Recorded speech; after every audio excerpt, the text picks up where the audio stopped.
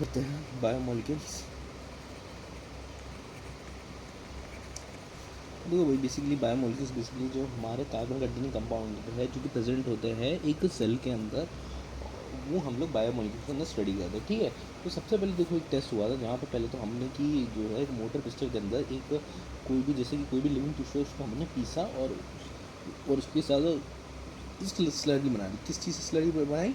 Using try chloro acetic acid. अब जो slurry बन गई हमारे पास, जो स्लरी बन गई उसको पहले हमने छान लिया। अब छानने के बाद कुछ कुछ ऊपर में रह गए और कुछ कुछ यहाँ सोल्यूशन में आ गए, अब फिल्ट्रेट में आ गए। अब जो फिल्ट्रेट में आता है that is basically acid soluble fluid.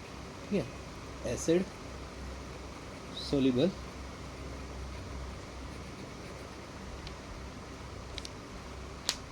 Soluble pool या फिर माइक्रोमोलिक्यूल।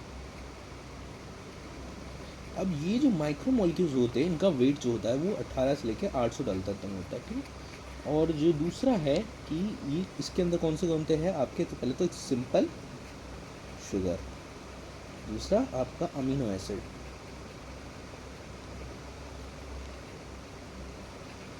तीसरा आपका न्यूक्लियोटाइड,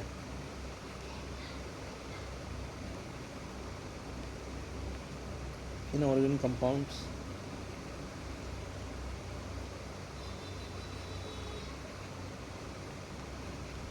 नाइट्रोजन बेसिस,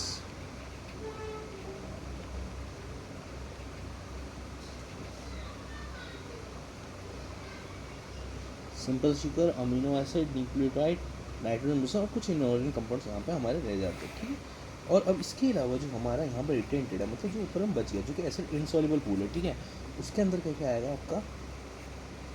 पहली बात तो आपका आ गया प्रोटीन, फिर कॉम्प्लेक्स शुगर,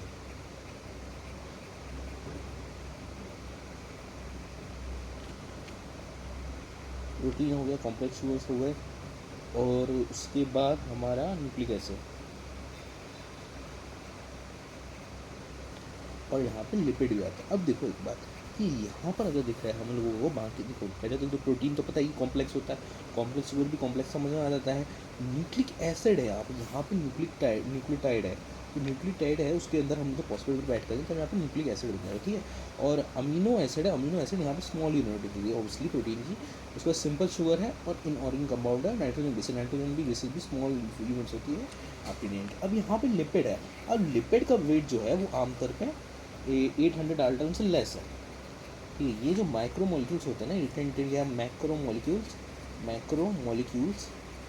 इनका जो वेट होता है वो मोर देन होता है 1000 डाल्टन। हाँ, कुछ कुछ यहाँ पे बताती है हमारी बुक की जो है ना 10,000 डाल्टन की भी हो सकता है, वो अलग बात है, बट 1000 डाल्टन से ऊपर आपका माइक्रोमोलिक्यूल्स हो जाता है। ठीक है, और लिपिड जो ये 800 ही होते हैं इसका वेट होता है, फिर भी 810 बचा है। क्यों बचा था? क्योंकि ये जो है आमतौर पर अगर आप देखोगे तो ये लोग जो है ना आपस में एक तरह से क्या बोलते हैं, एक तरीके से वो आपस में एक वेसल्स बना कर रहती है, और वेसल्स इन द सेंस कि आपस में अगर लिपिड होगा तो वो ब्रेक डाउन नहीं होगी, वो आपस में मिल करके एक यहाँ पर स्ट्रक्चर फॉर्म कर लेगी। तो काफ़ी सारे लिपिड आपस में जॉइन होकर एक वेसल्स फॉर्म कर लेते हैं, और यही वेसल के कारण ये एक सिंगल मॉलिक्यूल ना होकर पूरा पूरा एक पूरा बंच कह सकते हो यहाँ पर रहता है। इसलिए इसका वेट भले ही 800 डाल्टन से कम है, पर ये क्योंकि ये पूरा एक होल स्ट्रक्चर है इसलिए ये फिल्टर आउट नहीं होगा।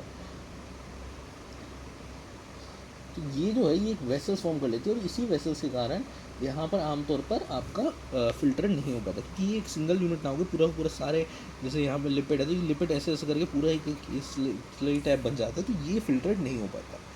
ठीक है, अब ये हमारा बेसिक था। यहाँ पे हमने क्या देखा कि पहले तो हमने एक लिविंग टिश्यू को लिया, उसको हमने पीस करके उसमें ट्राइक्लोरो एसिडिक एसिड डाले, तो दो हमारे पास बने। एक तो फिल्ट्रेट बना जिसके अंदर पहली बात तो कि आपका एसिड सॉल्युबल पूल था, जिसको या फिर हम माइक्रोमोलिक्यूल्स भी कहते हैं, क्योंकि 18 से 800 डेल्टा होता है। सिंपल शुगर होता है, अमीनो एसिड होता है, न्यूक्लियोटाइड होता है, इनऑर्गेनिक कंपाउंड होता है, नाइट्रोजन बेस होता है। दूसरे में प्रोटीन होता है, कॉम्प्लेक्स शुगर होते हैं, और न्यूक्लिक एसिड होता है। ठीक है, फिर लिपिड होता है, पर लिपिड जो है वो 800 डेल्टा से कम है, पर क्योंकि वो वेसिकल्स फॉर्म कर लेता है इसलिए उसका वेट ऊपर हो जाता है। अब देखो कुछ कुछ टेबल हम चीज़ें दी है। पहले बात तो वाटर जो होता है उसका परसेंटेज है सेलुलर मास में। ठीक है, सेलुलर मास में तो सबसे ज़्यादा होता है दैट इज 70 to 90। उसके बाद हो गए आपके न्यूक्लिक एसिड या प्रोटीन, प्रोटीन जो होता है वो आता है आपका 10 to 15। फिर उसके बाद हो गया आपका, सॉरी, एक प्रोटीन के बाद हो गया आपका लिपिड और कार्बोहाइड्रेट्स, ठीक है। तो लिपिड जो कार्बोहाइड्रेट्स पहले देख लेते हैं हम लोग। कार्बोहाइड्रेट जो होंगे वो हो जाएंगे आपके 3, और जो लिपिड होगा वो हो जाएगा 2। ऑब्वियसली कार्बोहाइड्रेट ज़्यादा चाहिए आपको। फिर न्यूक्लिक एसिड जो होता है वो होगा 5 से 7, और जो आयन है वो आपका 1 होगा। It is the percentage of the silver mass, percentage in silver mass, total percentage percentage of the total silver mass होता है जो कंपोनेंट्स का, वो है इसलिए, ठीक है। तो वाटर है 70 से 90, प्रोटीन है 10 से 15, कार्बोहाइड्रेट 3 है, लिपिड 2 है, न्यूक्लिक एसिड 5 से 7 है, और आयन 1 है, ठीक है।